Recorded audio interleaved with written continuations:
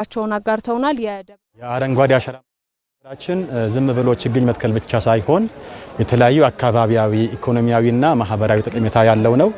በዚህ ረገድ ላለፉት አመታት እንግዲህ በአገር አቀፍ ደረጃም ኢትዮጵያን በዓለም ደረጃ ስሟንም ያስጠራ እንደ አርአያ እንደ ተምሳሌት እንድትጠቀስ ያደረገ ትልቅ ስራ ነው።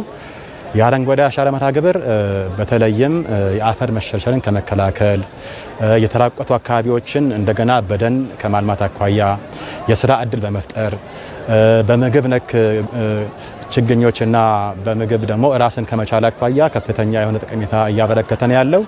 ከዚህም ባለፈ አካባቢያችን በማስዋብ በተለይም በገጠርን በመከተማ በመንሰራቸው የኮሪደር ልማት ስራዎች ንጹህና ጽዱ እንዲሁም አረንጓዴ የሆኑ ስፍራዎችን ከመፍጠር አኳያ ከፍተኛ አበርክቶ አለው። ይህ ስራ ላለፉት አመታት በከፍተኛ የህዝብ ድጋፍ እየተከናወነ ያለ ነው። ህዝቦች ይህንን የአረንጓዴ አሻራ መርሃ ግብር በአንድነት በአብሮነት በትብብርና በመደመር መንፈስ ከዳር እስከ ዳር እየፈጸሙት ይገኛሉ። በክልላችንም በዚህ ረገድ ነው እየተከናወነ ያለው።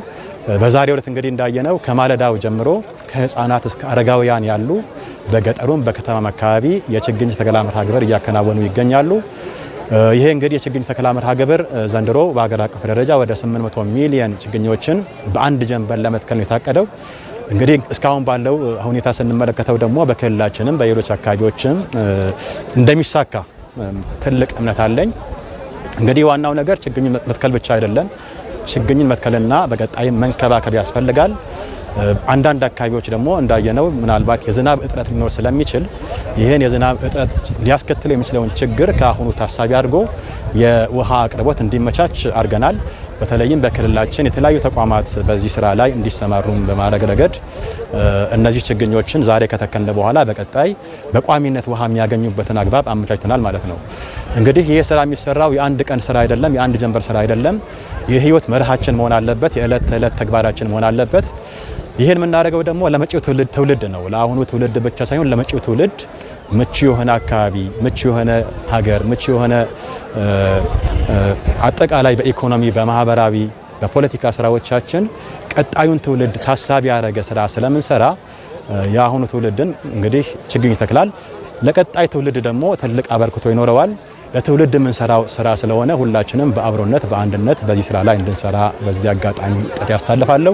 እንግዲህ የክልላችን ህዝብ በሁሉም አካባቢዎች የሀገር መከላከያ ሰራዊት፣ የፌዴራል ፖሊስ፣ የሴቶች የወጣቶች አደረጃጀቶች፣ የክልላችን ፖሊስ አባላት፣ የሚኒሻ አባላት፣ አርሶ አደሮች፣ የመንግስት ሰራተኞች ሁሉም አካላት በዚህ በአረንጓዴ አሻራ መርሃ ግብር በከፍተኛ ተነሳሽነት እየተሰሩ ይገኛሉ። በቀጣይም እንግዲህ በዚህ መንፈስ ይሄ ስራ እንደሚቀጥል እምነት አለኝና በክልላችን ደረጃ በአሁኑ ደረጃ ስናየው ያለፉት አመታት ውጤትን አሁን እያየን ያለ ነው። አምና ካቻምና የዛሬ 3 አመት 4 አመት የሰገልናቸው ችግኞች በአሁኑ ጊዜ ጥላ ሆነው እያየን ያለ ነውና ይሄን እንግዲህ መስራታችንን በተግባር ውጤት እንዳለው ያየንበት ስለሆነ ይሄን በቀጣይ አጠናክረን እንደምንቀጥል በዚህ አጋጣሚ ለመጽፍ እወዳለሁ።